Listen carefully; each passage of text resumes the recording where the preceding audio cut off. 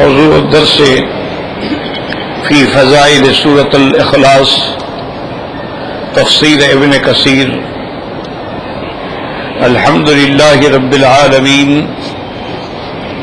والصلاة والسلام علی اشرف الانبیاء وسید المرسلین سیدنا محمد وعلی آلہ واصحابہ اجمعین. اللهم صل على سيدنا محمد وعلى آل سيدنا محمد كما صليت على إبراهيم وعلى آل إبراهيم في العالمين إنك حميد مجيد. أعوذ بالله من الشيطان الرجيم. بسم الله الرحمن الرحيم. قل هو الله أحد الله الصمد لم يلد ولم يولد ولم يكن له كفوا أحد.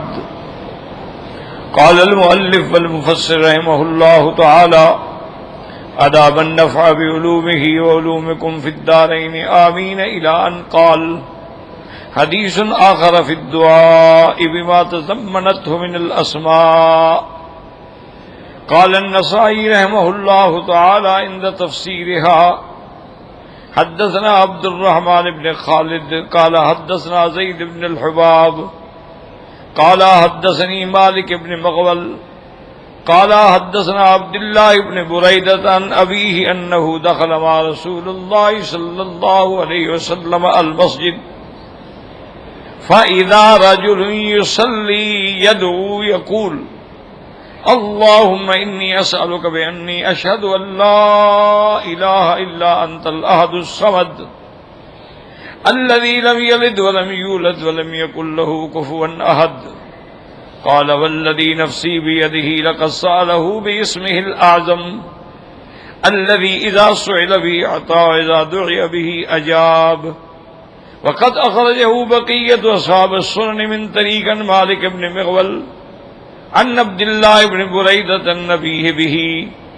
وقال الترمذي رحمه الله حسن غريب. اب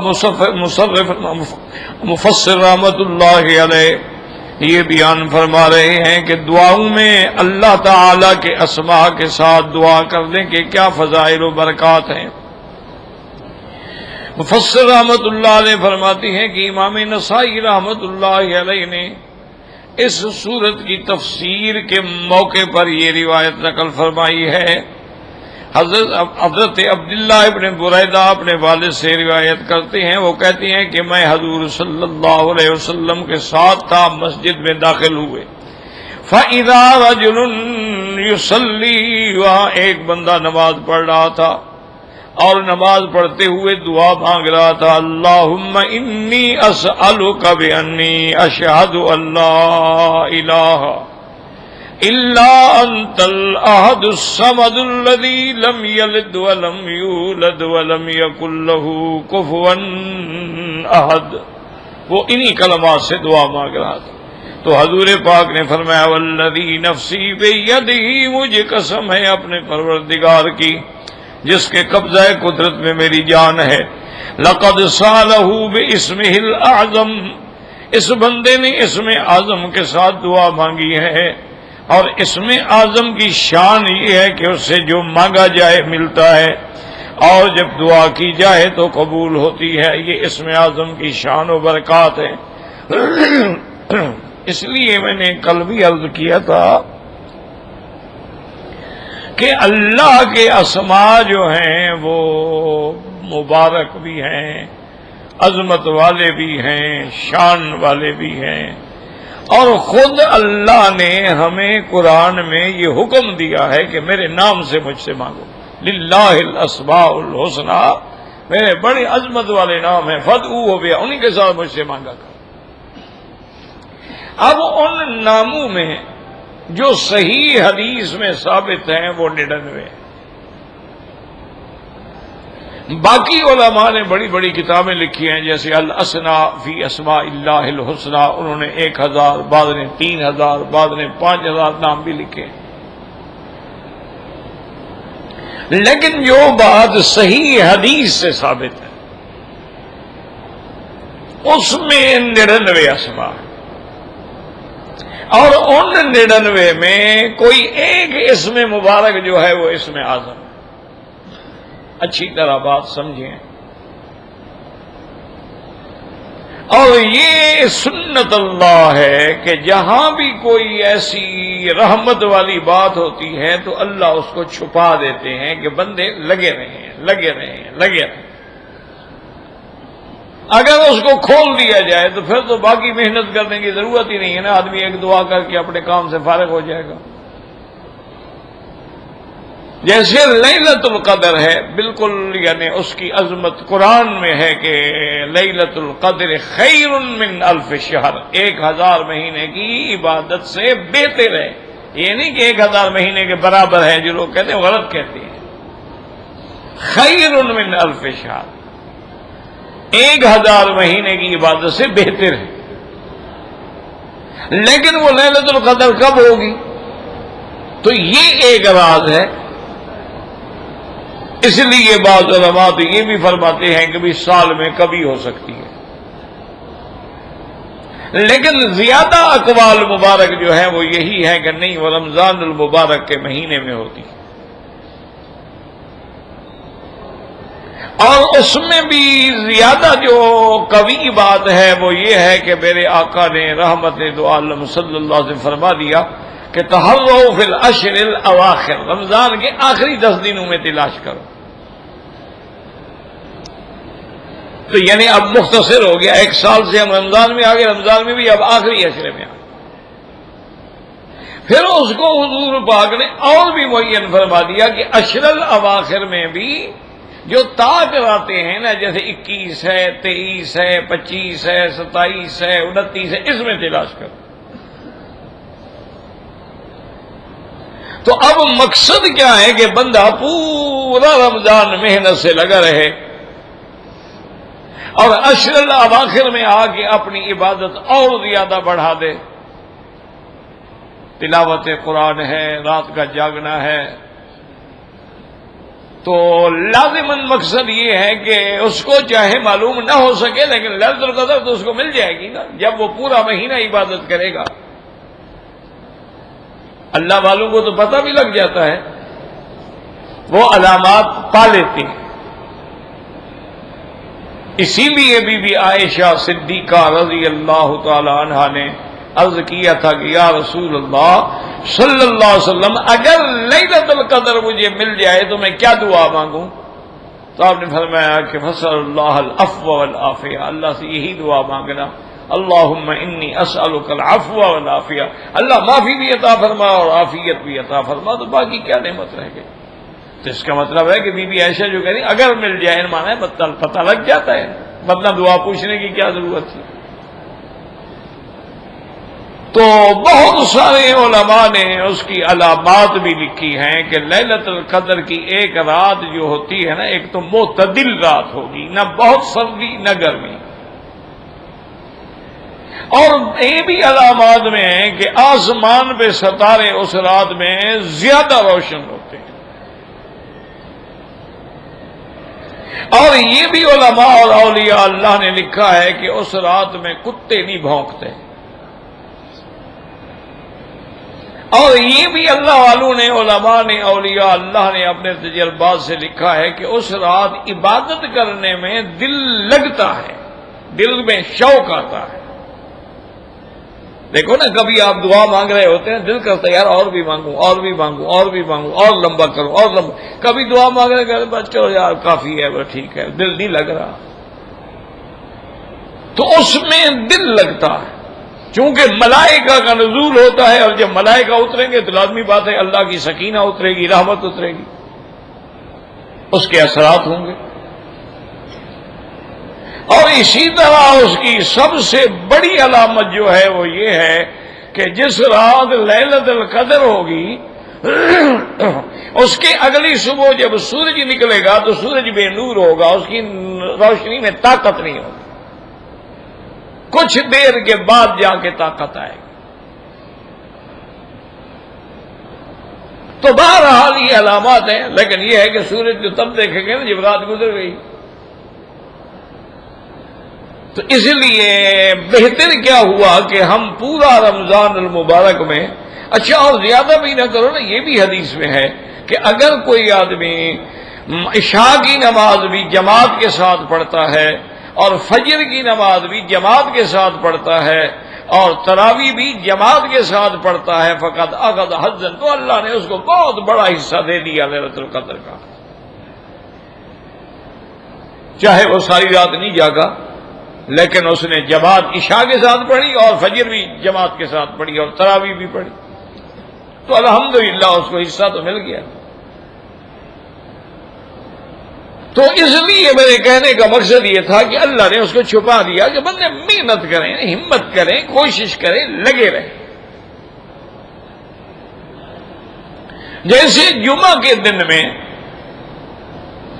ایک گھڑی ایسی ہوتی ہے کہ اگر وہ تمہیں مل جائے دعا کرتے ہوئے تو وہ دعا یقیناً منظور ہو جاتی ہے۔ اب وہ گھڑی کب ہوتی ہے اس کو بھی اللہ نے چھپا دیا ہے۔ بعض علماء تو فرماتے ہیں کہ بھی دن شروع ہوتا ہے سورج نکلنے سے، سورج نکلنے کے بعد سارا دن تم مانگتے رہو اللہ سے، کسی وقت تو ہوگی نا، تو ایک دن حرم میں بیٹھ جاؤ اعتکاف تو کیا مشکل ہے، آدمی کو اعتکاف کا ثواب تو ملے گا نفلی اعتکاف کا، مانگتا رہے۔ بعض علماء یہ فرماتے ہیں کہ جب امام منبر پہ آگے بیٹھتا ہے اس کے بعد وہ گھڑی آتی ہے۔ اب ہر جگہ پر امام بھی تو مختلف اوقات میں آئیں گے نا، دیکھیں نا بھی جب یہاں پر آپ کے 1 بجے ہوں گے تو آپ کے ملک میں تو 3 بج گئے ہوں گے نا، وہ تو امام پہلے خطبہ پڑھا کے چلے گئے۔ اور بعض علماء نے یہ لکھا ہے کہ بین الخطبتین، کہ امام جب ایک خطبہ دے کے درمیان میں وقفہ کرتا ہے اسی میں وہ گھڑی ہوتی ہے۔ اور زیادہ راجح روایات یہ ہیں کہ عصر کی نماز سے لے کر مغرب تک وہ وقت ہوتا ہے، اسی میں وہ گھڑی ہے۔ تو معنی یہ ہے کہ لگے رہو، ہمت ہو، یقین ہو، اور عصر سے یعنی مغرب تک بیٹھنا کوئی مشکل بھی نہیں ہے۔ اچھا اب یہاں تو ماشاءاللہ اور اللہ کی رحمت ہے کہ طواف شروع کر دو، طواف بھی کرتے رہو، دعائیں بھی مانگتے رہو، تلاوت قرآن کرتے رہو۔ اچھا ایک آدمی تلاوت کر رہا ہے، اس کو دعا مانگنا یاد بھی نہیں، لیکن دل میں تو ہے نا کہ میں نے یہ چیز مانگنی تھی، وہ بغیر مانگے بھی اللہ دے دیتے ہیں۔ اور یہ بھی صحیح حدیث میں ہے کہ جس بندے کو میرے ذکر نے مجھ سے سوال کرنے سے روک دیا کہ ذکر میں مشغول تھا، مانگ ہی نہیں سکا، اعطیتہ افضل ما اعطی السائلین، میں اس کو مانگنے والوں سے بھی زیادہ بہتر دے دیتا ہوں۔ تو اس لیے ایک بات کو اچھی طرح سمجھا کرے، اور اسی طرح یہ اسم اعظم ہے، اسم اعظم پر تو ہمارا ایمان ہے۔ اب کون سا ہے؟ بعض علماء نے اس کو جمع بھی کیا ہے کہ یا اللہ، یا رحمان، یا رحیم، یا حی، یا قیوم، یا ذی الجلال والاکرام، یا الہی الہنا الہ کل شیء الہا واحدا لا الہ الا انت، اللہم انت المیسر لکل اسیر وانت علی کل شیء قدیر۔ انہوں نے بتایا اس میں وہ اسم اعظم، انہی اسماء میں اسم اعظم۔ جیسے بعض علماء نے فرمایا کہ آیت الکرسی میں اسم اعظم، بعض علماء نے فرمایا کہ سورۃ الحشر کی آخری آیات میں اسم اعظم،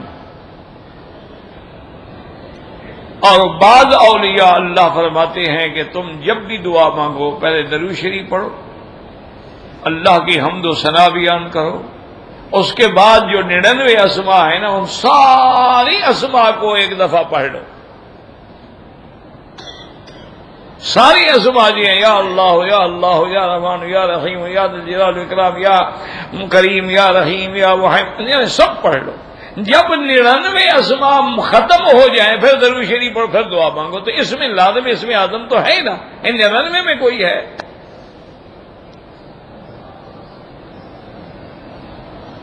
اور اسی طرح بعض اولیاء اللہ کا یہ بھی معمول تھا کہ وہ یہ کہتے تھے کہ جس اسم کا معنی ترجمہ تیرے کام کے موافق ہے، اس کام کے لیے اسی کو پڑھو۔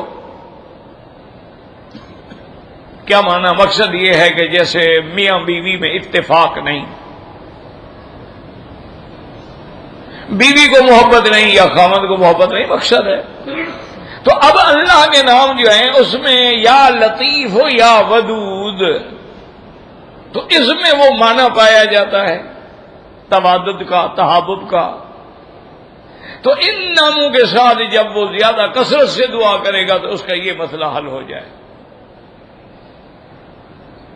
اسی طرح اگر مثلا اس کے لیے مشکلات ہیں تو اللہ تبارک و تعالیٰ کے جو اسماء اس پہ دلالت کر رہے ہیں، یا قاضی الحاجات یا سمیع الدعاء یا مستجیب الدعوات، ان ناموں سے دعا مانگے۔ رزق تنگ ہے یا رزاق، اسی طریقے سے بہت زیادہ حضور مانگتے تھے یا حی یا قیوم برحمتک استغیث، اس سے دعا مانگے تو اس سے معانی اور مشکلات جو ہیں وہ حل ہو جاتے ہیں۔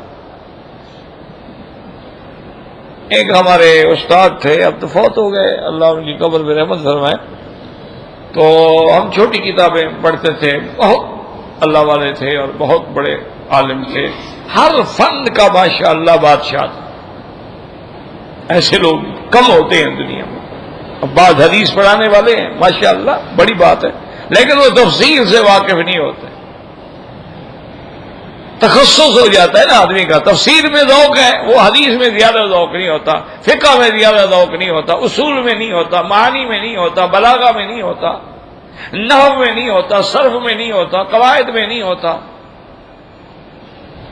اور بعض استاد جامع ہوتے ہیں کہ جو کتاب کھولو ماشاءاللہ دریا بہ رہا۔ ہمیں یاد ہے ہمارے والد صاحب رحمۃ اللہ علیہ بھی، ٹھیک ہے نا، چھوٹا طالب وہ فارسی کی کتاب ہے نا کریمہ، تو وہ لے آتا، اس کو وہ بھی پڑھا رہے ہیں، بخاری والے کو بخاری بھی پڑھا رہے ہیں، یعنی کوئی فن کی کتاب لے، حتیٰ کہ یعنی بعض لوگ جو تھے نفیسی یہ حکمت کی کتاب ہے وہ بھی ان سے پڑھتے، وہ بھی پڑھاتے۔ تمام علوم پہ ماشاءاللہ کنٹرول ہو جاتا ہے۔ تو وہ یہ فرماتے تھے کہ بھائی بات یہ ہے کہ تم اپنا ایک کام معین کرو، مثلا بھی میری شادی ہو جائے مثال کے طور پر، چونکہ مجھے یہی غلط ہے نا، مثال یہی آ رہی ہے، جو اندر ہوتا ہے نکل پڑتا ہے نا۔ تو وہ کہتے تھے کہ اب تم 2 نام اللہ کے لے لو، یا اللہ یا رحمان، اس پر 1 ہفتہ یا 3 دن یہی پڑھ کے مانگتے رہو، کام ہو گیا ٹھیک ہے، نہیں ہوا تو اگلے 2 نام لے لو، پھر ان پر 3 دن محنت کرو، اس میں نہیں ہوا تو اس سے اگلے نام لے لو۔ تو جہاں تمہارا کام ہو گیا تو وہی اسم اعظم ہے۔ وہ کہتے تھے اس طرح 99 ناموں کی محنت کرو، ہر 2 نام جو ہیں ان کے لیے 3 دن ایک کام معین کر کے مانگتے رہو اور استعمال نہ کرو، اس میں ہو جائے سمجھ جاؤ ہاں بھائی اسی میں اسم اعظم۔ بہرحال ایک تجارب ہیں، کوئی قرآن حدیث کا حکم تو ایسا نہیں ہے نا، حکم تو یہی ہے نا کہ میرے نام ہے بس مجھ سے مانگو، جیسے کہ حضور پاک بھی حضور پاک اللہ کے ناموں سے یا حی یا قیوم برحمتک یا ارحم الراحمین، یا حی یا قیوم برحمتک استغیث، اور اسی طرح یا ذا الجلال والاکرام، یا ذا الجلال والاکرام، حتیٰ کہ حضرت ابی الدرداء رضی اللہ تعالیٰ عنہ صحابی ہیں، وہ ہمیشہ ساتھیوں سے کہتے تھے الذو بیا ذا الجلال والاکرام، اس نام کے ساتھ اللہ کی پناہ میں آؤ۔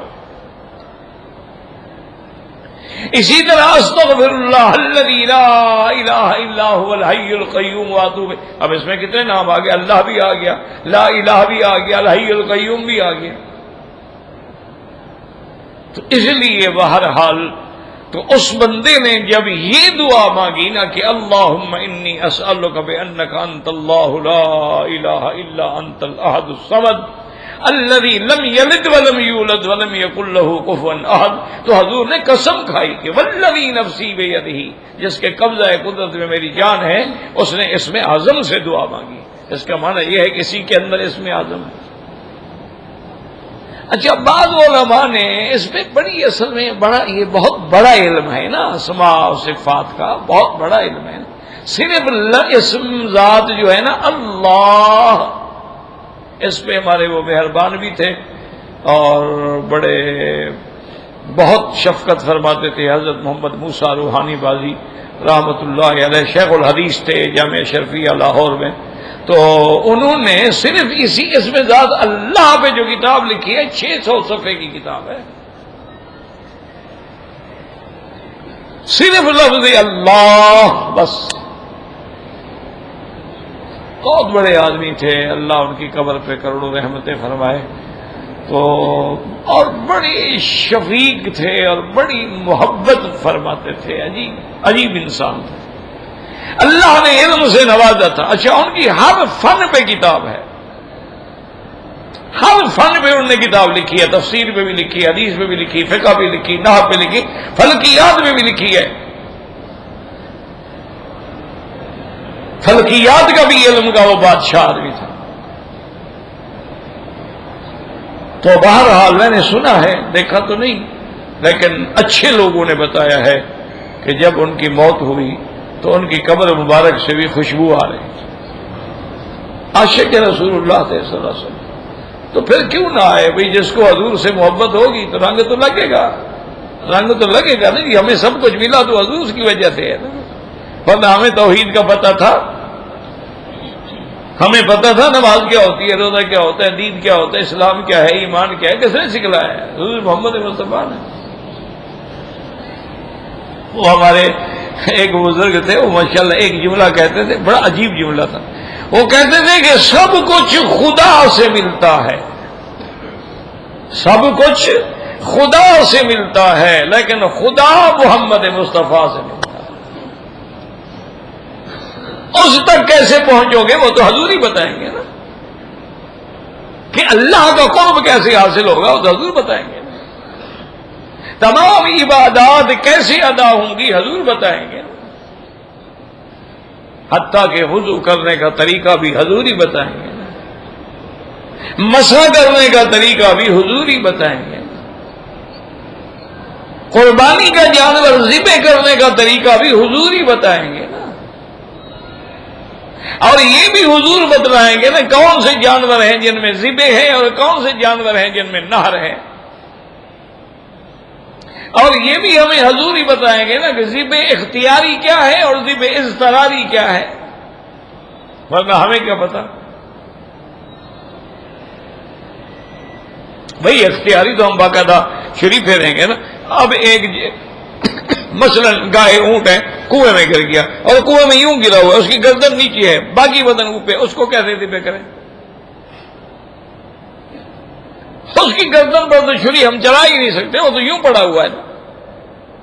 تو اس کو کہتے ہیں ذبح اضطراری، بس اسے اوپر سے نہیں مار دو، جہاں لگتا ہے لگ جائے، بسم اللہ اللہ اکبر، بس ٹھیک ہو گیا۔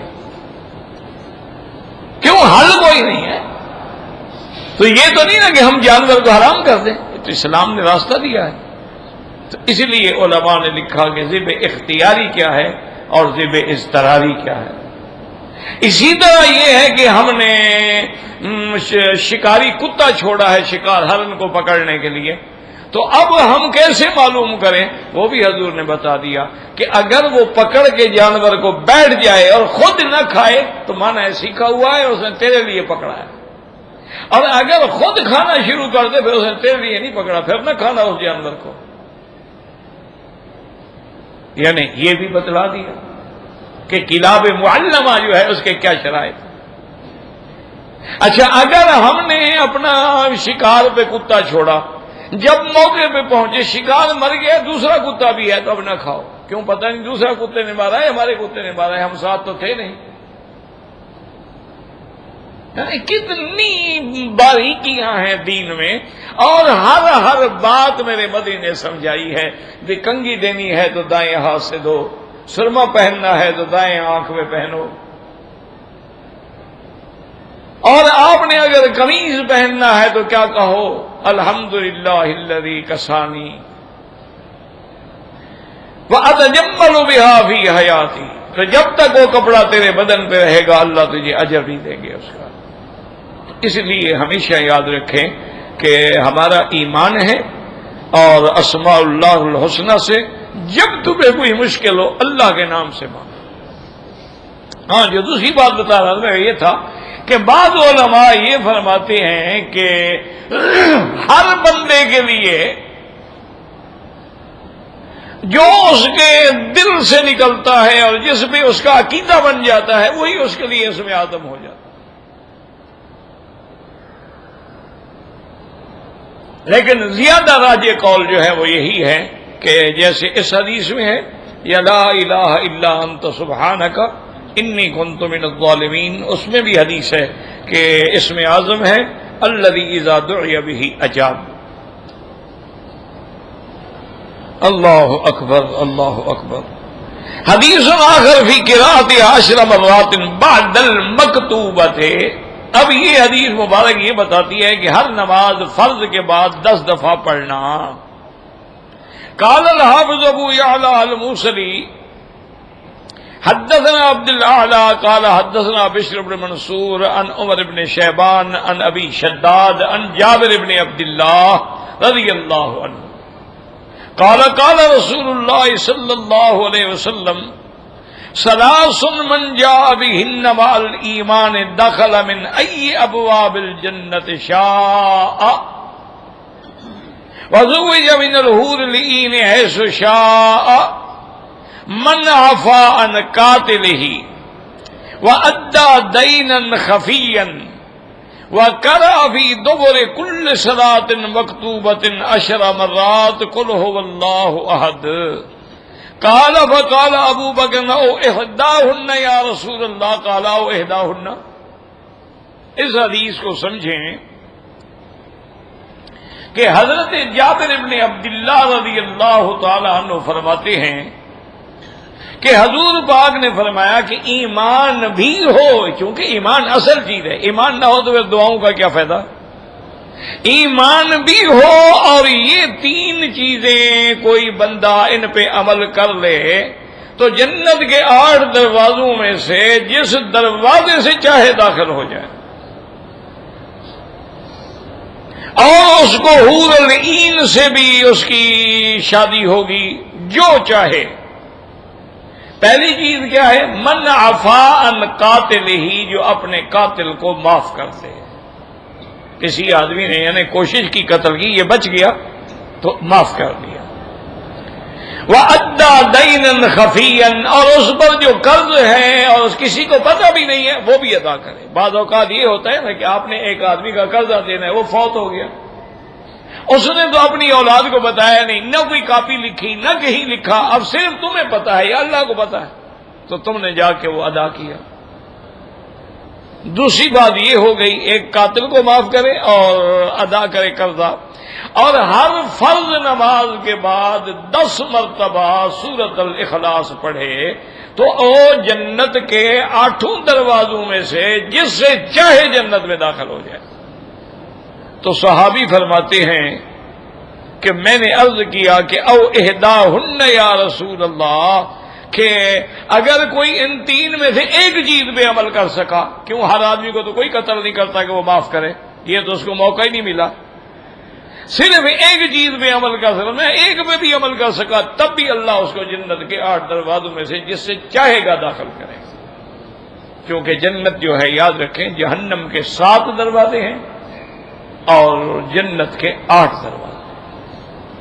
اور یہ بھی اللہ کی حکمت ہے نا کہ ہم جب سجدہ کرتے ہیں تو 7 اعضاء پہ سجدہ کرتے ہیں، تو جب 7 اعضاء پہ سجدہ کرتا ہے تو اللہ کا اس کے لیے جہنم کے 7 دروازے گویا بند کر دیں گے۔ 7 اعضاء سے مراد یہ ہے کہ 2 ہاتھ رکھو گے، یہ 2 گھٹنے رکھو گے، 2 پاؤں رکھو گے اور سر اور ناک رکھو گے، تو 7 اعضاء ہو گئے۔ اچھا، اسی طرح اللہ کی شان ہے، طواف کے بھی 7 چکر ہیں، صفا مروہ کے بھی 7 چکر ہیں، تو جو ان عبادات میں آئے گا تو اللہ اس کو جہنم کے 7 دروازوں سے بچا دیں گے۔ اور جنت چونکہ اللہ کی رحمت کی نشانی ہے، اور رحمت تو زیادہ ہے اللہ کی، تو اس لیے اس کے 8 دروازے ہیں۔ تو اس میں یہ ہوگا کہ جو آدمی مثلا جس کو نماز سے عشق ہے، اس کو اللہ نماز والے دروازے سے داخل کریں گے۔ بعض لوگوں کو عشق ہوتا ہے کہ روزے زیادہ رکھتے ہیں، تو اللہ اس کو اس دروازے سے داخل کریں گے۔ بعض لوگوں کو عشق ہوتا ہے کہ اللہ کے راستے میں جہاد کرتے ہیں، تو اللہ اس کو اس دروازے سے داخل کریں گے۔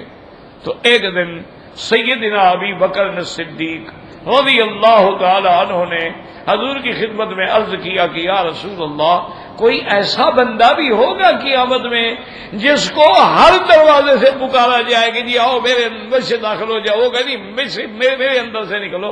حضور نے فرمایا وہ تم ہوگے، تمہیں ہر دروازے سے آواز آئے گی، تمہیں ہر دروازے سے پکارا جائے گا۔ تو یہ شان بھی ان کو ملی ہے۔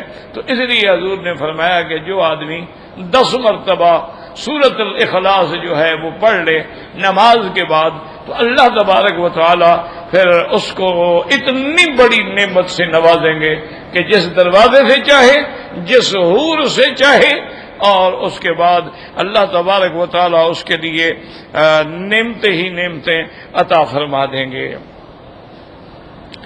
حدیث فی قراءتها عند دخول المنزل قال الحافظ ابو القاسم الطبراني قال حدثنا محمد بن عبد الله بن بكر السراج العسكري قال حدثنا محمد بن الفرج قال حدثنا محمد بن الزبرقان عن مروان بن سالم عن ابي زرعة عن عمرو بن جرير عن جرير بن عبد الله رضي الله تعالى عنه قال قال رسول الله صلى الله عليه وسلم من قرأ قل هو الله احد حين يدخل منزله نفث الفقر عن اهل ذلك المنزل والجيران۔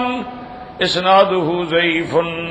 حافظ ابو القاسم طبرانی نے اس روایت کو نقل کیا ہے کہ جریر ابن عبداللہ رضی اللہ تعالیٰ عنہ فرماتے ہیں کہ حضور پاک نے فرمایا جب بندہ اپنے گھر میں داخل ہو تو ایک دفعہ سورۃ قل هو اللہ احد پڑھ لے تو اللہ تبارک و تعالیٰ اس کے گھر سے فقر تنگ دستی کو دور کر دیتے ہیں، بلکہ اس کے ہمسائے جو ہیں ان کا فقر بھی دور ہو جاتا ہے۔ تو کون سا مشکل ہے کہ جب بھی آدمی گھر میں داخل ہو، ایک تو یاد رکھیں کہ ہم بڑی غلطی کرتے ہیں، اپنے گھر میں داخل ہونا تو السلام علیکم ہم نہیں کہتے، یہ بہت بڑی غلطی ہے۔ اور یعنی لوگوں کو کہتے ہو تو اپنی بیوی بچوں کو نہیں کہتے ہو کہ تم پر اللہ کی سلامتی ہو، یہ لازم ہے، یعنی گھر میں اگر کوئی بھی نہ ہو تب بھی کہو السلام علیکم، اللہ کے فرشتے تو ہوں گے نا، کون سی جگہ ہے جو خالی ہو۔ اور اس کے بعد ایک دفعہ جو ہے یہ سورت پڑھ لے۔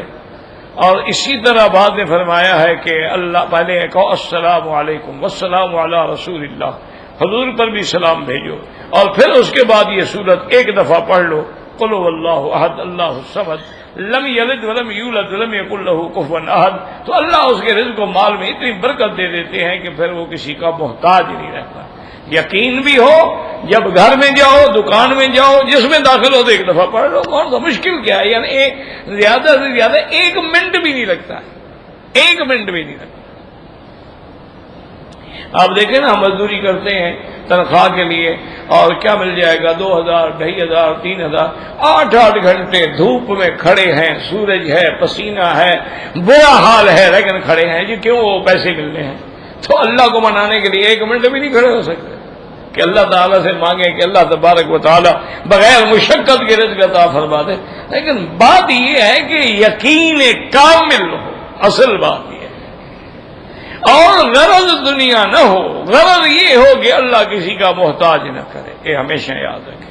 کیونکہ جو بڑے لوگ گزرے ہیں نا اللہ تبارک و تعالیٰ، ایک دفعہ حضرت عمر رضی اللہ تعالیٰ عنہ نے اپنے گورنروں کو اور اپنے علاقے کے جو لوگ تھے ان سب کو لکھا کہ بھائی تم اپنے علاقوں کی فہرست بنا کے بھیجو کہ کون غریب ہے، کتنے یتیم ہیں، کتنی بیوہ عورتیں ہیں، کتنی معذور ہیں، تاکہ ان کے لیے وظیفہ بھیجا جائے۔ تو ایک علاقے کی فہرست جب آئی تو ان میں نام تھا حضرت عامر ابن سعید کا. تو حضرت عمر حیران ہو گیا، فرمایا بھئی یہ عامر ابن سعید تو ہمارا گورنر ہے وہاں. انہوں نے کہا جی سب سے زیادہ فقیر تو وہی ہے، اس لیے تو ہم نے اس کا نام اوپر لکھا. فرمایا اچھا عجیب بات ہے، اس نے کبھی کہا بھی نہیں. اللہ اکبر، اصل بھی وہی ہوتے ہیں. قرآن کہتے ہیں یحسبهم الجاہل اغنیاء، نہ جاننے والا سمجھتا ہے یہ بڑے غنی لوگ ہیں، ان کو پتہ نہیں ہوتا کہ یہ تو مانگتے نہیں ہیں شریعت کی وجہ سے، ورنہ تو محتاج ہیں. تو حضرت نے فوراً خط لکھا کہ بھئی یہ خالص پیسے تجھے ذات پہ خرچ کرنے کے لیے ہیں، اور 1000 درہم بھی بھیجا، اور قاصد سے کہا کہ فوراً جاؤ اور میرا خط بھی اور یہ پیسے بھی حضرت کو پہنچاؤ. حضرت عامر ابن سعید کو وہ آیا، سلام کیا، ایک ہی کمرہ تھا، اور میں 2 منٹ ٹھہر جاؤ بھائی، تو درمیان میں کپڑا لٹکا دیا، بیوی سے کہا تم اس طرف چلی جاؤ. حضرت امیر المومنین کا آدمی آیا ہے. تو جب انہوں نے خط پیش کیا اور پیسوں کی تھیلی رکھی تو حضرت نے بڑے ہی جذب سے پڑھا انا للہ و انا الیہ راجعون. بیوی بیچاری ڈر گئی. انہوں نے کہا حضرت خیر تو ہے؟ امیر المومنین خیریت؟ انہوں نے کہا خیریت تو ہے. انہوں نے کہا پھر کیا بات ہے؟ فرمایا بہت بڑی مصیبت آ گئی. کہا کیا مصیبت آ گئی ہے؟ تو انہوں نے کہا کہ حضرت امیر المومنین نے خط بھی بھیجا ہے اور 1000 درہم بھی بھیجا ہے، اس سے بڑی مصیبت کیا ہوگی، میرے گھر میں مال آ گیا، اور ساتھ یہ بھی لکھا ہے کہ تم اپنے اوپر خرچ کرو. تو بیوی نے کہا ڈرنے کی کیا بات ہے، ضرورت کے لیے کچھ رکھ لو، باقی خیرات کر دینا. تو اگر وہیں بیٹھے بیٹھے خیرات کرتے رہے، بلاتے رہے لوگوں کو، آتے رہے لیتے رہے. وہ قاصد کہتا ہے میں وہی بیٹھا تھا کہ سارے پیسے خیرات ہو گئے. تو ان کا ہوتا ہے اللہ پر یقین ہوتا ہے، کامل ایمان ہوتا ہے، ان کو اس چیز کی غرض ہی نہیں ہوتی. یہ تو ہمیں محسوس ہوتا ہے نا ہم ضعیف ہیں، ہم اس لیے دعا مانگتے ہیں کہ یا اللہ ہم تو ضعیف ہیں، ہم تو عاجز ہیں، ہم تو نہیں وہ برداشت کر سکتے وہ مقامات. تو بہرحال یہ بڑی آسان بات ہے برکت کے لیے کہ ایک دفعہ صرف سورۃ اخلاص پڑھ لیا کرو. حدیث فی الاکثار من قراءتها فی سائر الاحوال. قال الحافظ ابو یعلا حدثنا محمد بن اسحاق المسیبی حدثنا یزید بن ہارون عن العلاء بن محمد الثقفی قال سمعت انس بن مالک یقول كنا مع رسول اللہ صلی اللہ علیہ وسلم بتبوک فطلعت الشمس بضیاء وشعاع ونور لم نرها طلعت فيما مضى بمثله فأتى جبريل إلى النبي صلى الله عليه وسلم قال يا الشمس يوم بيضاء وشعاع ونور لم نرها مثله فيما مضى قال إن ذلك معاوية بن معاوية الليثي مات بالمدينة اليوم فبعث الله إليه 70,000 ملك يصلون عليه. قال وفيما ذلك؟ قال كان يكسر قراءة قل هو الله أحد في الليل وفي النهار وفي ممشاه وقيامه وقعوده فهل لك يا رسول الله أن أقبض الأرض وصلي عليه؟ قال نعم فصلى عليه. وقد رواه الحافظ أبو بكر البيهقي في كتاب دلائل النبوة من طريق يزيد بن هارون عن العلاء بن محمد وهو متهم بالوضع والله أعلم. اس روایت میں آتا ہے حضرت انس بن مالک فرماتی ہیں کہ تبوک کے علاقے میں ہم حضور کے ساتھ تھے.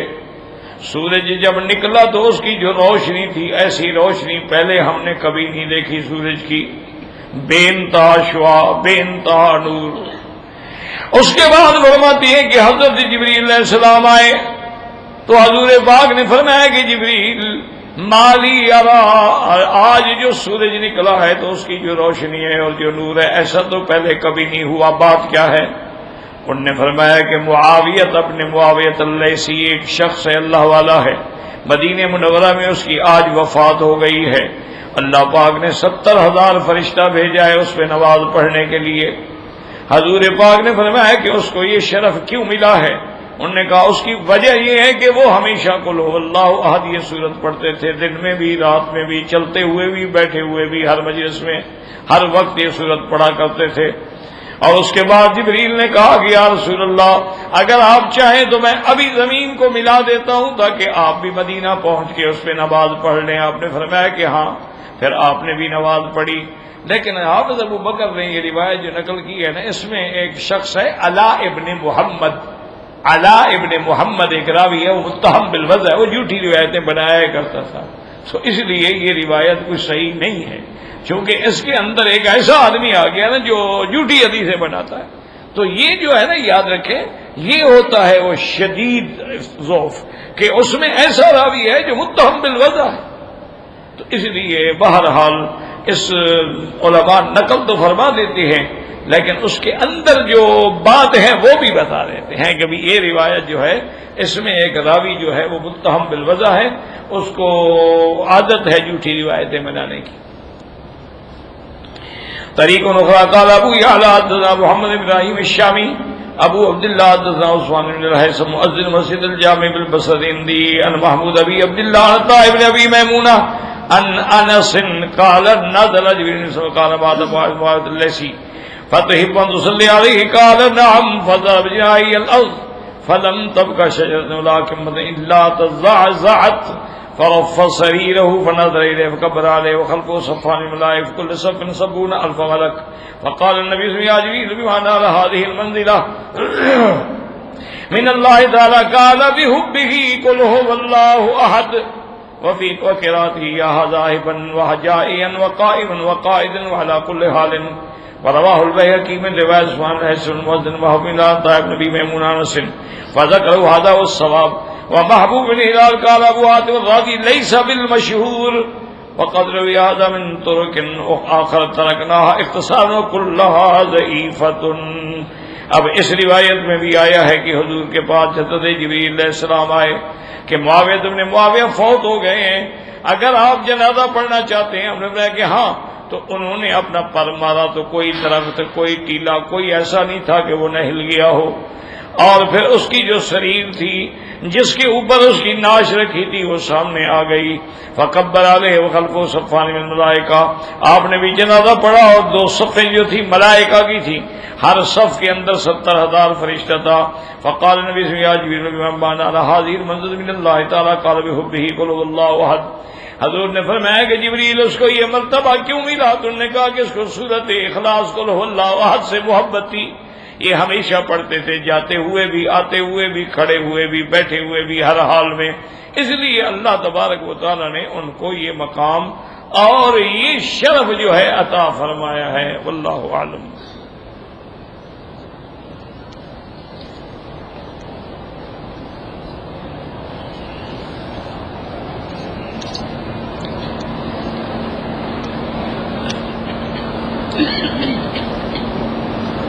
کہتے ہیں جی کہ دوران طواف میں کوئی شخص اللہ سے یا اللہ رحم کرم فضل کوئی بات جو مرضی ہے جس زبان میں بھی مانگو اللہ تو جانتے ہیں. دیکھو نا، کوئی زبان بھی ہو اللہ تبارک و تعالیٰ پر تو کچھ چھپا ہوا نہیں ہے. یہی تو اس کے علم کا کمال ہے کہ اب آپ دیکھیں لاکھوں آدمی طواف کریں گے، ہر کسی کی زبان الگ ہے، لیکن اللہ سب کی سن رہے ہیں. تو کوئی ایسی بات نہیں. جس میں تیرا دل لگتا ہے وہ تم اللہ سے فضل مانگو، رحم مانگو، کرم مانگو، بالکل مانگ سکتے ہو. لیکن افضل یہی ہوتا ہے کہ کبھی کبھی وہ تسبیح جو ہے وہ ضرور پڑھیں جو حضور نے پڑھی، سبحان اللہ والحمدللہ لا الہ الا اللہ اللہ اکبر وللہ الحمد. اور وہ دعا بھی ضرور پڑھو، ربنا آتنا فی الدنیا حسنۃ وفی الآخرۃ حسنۃ وقنا عذاب النار. اس سے بڑی جامع دعا ہے کوئی نہیں. دنیا آخرت کی بھلائیاں مل گئی. قل هو اللہ احد پڑھو، بالکل پڑھتے رہو، سارے طواف میں یہی پڑھتے رہو. حضور پاک کی قمیض مبارک جو ہے یہ نصف پنڈلی تک ہوتی تھی، چادر بھی اور قمیض مبارک نیچے نہیں ہوتی.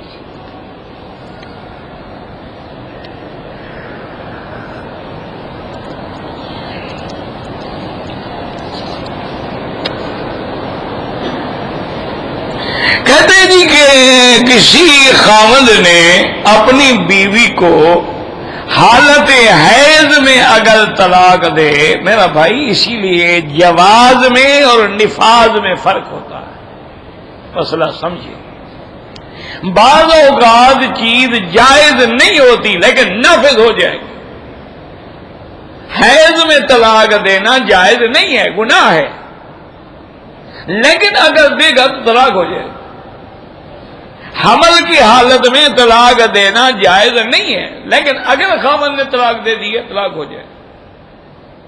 اور اسی طرح ایک مقام پہ 3 طلاق اکٹھی دینا جائز نہیں ہے، ایک ایک طلاق دیں، لیکن اگر کسی نے دے دی تو طلاق ہو جائے.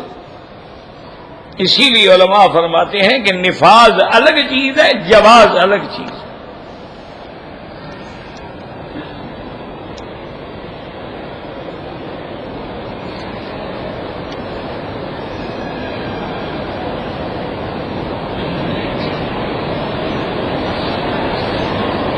نہیں، جو آپ سبزی یا جو چیز بھی بوتے ہیں وہ اگر آپ ساری قیمتیں نکال دیں گے تو باقی بچے گا کیا؟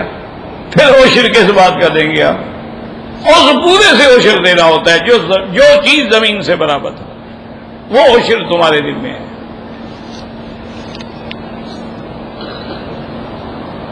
اگر حرم کے اندر بیٹھے ہوئے کبوتر نے بیٹ کر دی، ٹھیک ہے، جا کے دھو ڈالو، بس کیا ہے، کوئی مشکل نہیں.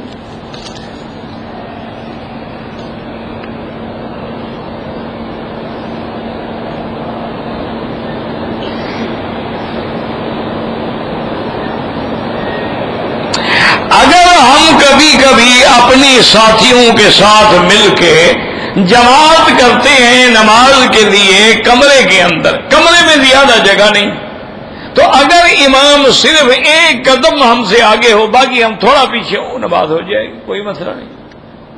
لیکن کوشش کرو کھلی جگہ پہ نماز پڑھو، ضروری کمرے میں ہی پڑھنی ہے. جب ساری زمین اللہ نے حلال کر دی ہے، اللہ کے نبی نے فرمایا جعلت لی الارض مسجدا وطہورا، پوری زمین میرے لیے اللہ نے پاک بھی کر دی ہے اور مسجد بھی بنا دی ہے، جہاں مرضی ہے کھڑے ہو کے نماز پڑھو.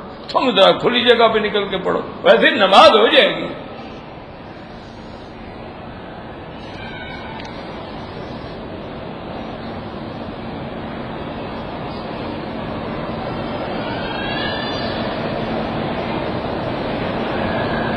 کہتے جی کہ اگر ڈرامے میں بعض فنکار جو ہیں وہ ڈرامے کے اندر میاں بیوی بن جاتے ہیں اور ان کا نکاح بھی ہوتا ہے، نکاح خواہ بھی آتا ہے، ایجاب قبول بھی ہوتا ہے، لیکن ہوتا تو ڈرامہ ہے. وہ جناب ہو جاتا ہے، ڈرامہ نہیں ہے، وہ کام پکا ہو گیا. کیونکہ حضور پاک کی حدیث مبارک ہے کہ ثلاثن جدہن جد وہزلہن جد، النکاح والطلاق والعتاق، او کما قال النبی صلی اللہ علیہ وسلم. حضور نے فرمایا 3 چیزیں ایسی ہیں ان کی مذاق بھی حقیقت ہے اور حقیقت بھی حقیقت ہے. یعنی ایک آدمی کہے اپنی بیوی سے مذاق کرتے ہوئے میں طلاق دے، طلاق ہو گئی، مذاق نہیں ہے.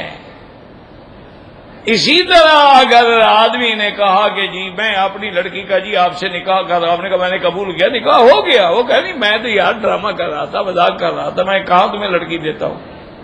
تو یہ اسی طرح غلام کی آزادی ہے، اس کو بھی کہے کہ میں نے تمہیں آزاد کیا، پھر کہا نہیں میں تو لوگوں کو سنانے کے لیے کہہ رہا تھا. نہیں، یہ 3 چیزیں ان کی مذاق بھی حقیقت ہوتی، النکاح والطلاق والعتاق.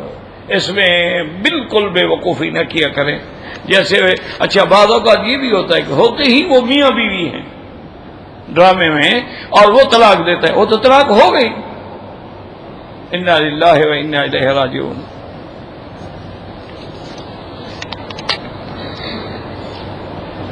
کہتے جی کہ حضرت علی کی قبر کہاں ہے؟ نجف اشرف میں ہے. نجف اشرف جو ہے اس میں یعنی زیادہ تر روایات یہی ہیں، باقی اللہ کو پتہ ہے.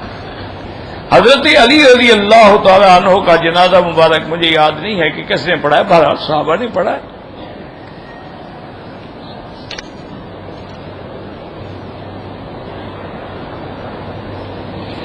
زندہ غریب آدمی کا قرضہ اتارنا، بالکل قرضہ اتاریں غریب کا قرضہ اتارنا تو بہت بڑی عبادت، بہت بڑی نیکی ہے. کسی کے قرض کو اتار دینا یہ تو اللہ نے خود فرمایا ہے کہ تم اگر اس کو چاہو تو معاف کر دو، اور چاہو تو اس کو اگر وہ موثر ہے تو اس کو مدت میں مہلت دو، یعنی کچھ دن اور بڑھا دو. وَأَن تَصَدَّقُوا خَيْرٌ لَكُمْ، اور اگر تم کہو کہ یار میں نے خیرات کر معاف کیا تمہیں تو وہ زیادہ بہتر ہے.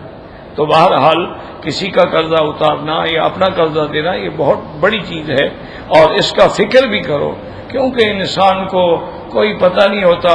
اور بعض اوقات مشکلات یہ ہوتی ہیں کہ ہم لوگ بڑی کوتاہی کرتے ہیں کہ وصیت لکھ کے نہیں رکھتے، حالانکہ یہ شریعت کا حکم ہے کہ ہر بندہ اپنی وصیت لکھ کے اپنے سرانے کے نیچے رکھے، معنی محفوظ رکھے، یہ ضروری نہیں کہ سرانے کے نیچے ہی رکھے.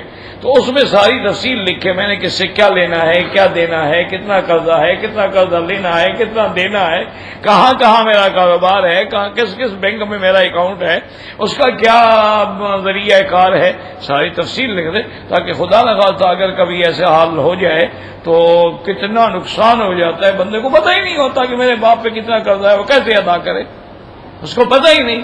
یا اس کے باپ نے کتنا قرضہ لوگوں سے لینا ہے وہ بھی اس کو پتہ نہیں. اچھا کبھی کبھی یہ بھی ہوتا ہے کہ لوگ جنازے پہ اعلان کر دیتے ہیں، لیکن جنازے میں ساری دنیا تھوڑی آئیں گی. بعض آدمی ایسے بھی تو ہوتے ہیں جن سے آپ نے قرضہ لینا ہے وہ دوسرے شہر میں رہتے ہیں، وہ جنازے میں پہنچے ہی نہیں. تو اس لیے یہ ساری تفصیل خود پڑھا ہوا نہ ہو، کسی پڑھے ہوئے بندے کو بٹھا کے لکھوا کے رکھ لیں، تاکہ بعد میں ورثاء کے اندر جھگڑے بھی نہ ہوں اور اختلاف بھی نہ ہوں اور پریشانی بھی نہ ہو. واللہ تعالی عالم. ربنا تقبل منا انك انت السميع العليم وتب علينا انك انت التواب الرحيم. اللهم اني اشهد انك انت الله لا اله الا انت الاحد الصمد الفرد الذي لم يلد ولم يولد ولم يكن له كفوا احد. اللهم انت ربي لا اله الا انت الحنان المنان بديع السماوات والارض يا ذا الجلال والاكرام يا ذا الجلال والاكرام يا ذا الجلال والاكرام. اللهم انا نسالك باسمائك الحسنى وصفاتك العلى اللهم ثبتنا على الايمان اللهم ارزقنا حسن الختام اللهم اجعل خير ايامنا اخرها اللهم اشفنا واشف مرضانا وارحم موتانا واستجب دعاءنا ولا تخيب رجاءنا برحمتك يا ارحم الراحمين. اللهم اغفر لنا ولوالدينا ولوالد والدينا ولمشايخنا ولأساتذتنا ولمن حقنا علينا ولمن أوصانا واستوصانا ولجميع المسلمين والمسلمات والمؤمنين والمؤمنات الأحياء منهم والأموات. اللهم إنك عفو كريم عظيم تحب العفو فاعف عنا. اللهم لا تجعلنا مزغة للمازغين اللهم لا تجعلنا عقدة للآكلين اللهم لا تجعلنا فتنة للقوم الظالمين. اللهم انصر الإسلام والمسلمين اللهم احفظ سائر بلاد المسلمين وهذا البلد الأمين فاجعل آمنا مطمئنا سخاء رخاء إلى يوم الدين برحمتك يا أرحم الراحمين. صلى الله تعالى على خير خلقه سيدنا محمد وعلى آله وصحبه أجمعين. اللهم صل على سيدنا محمد وعلى آل سيدنا محمد.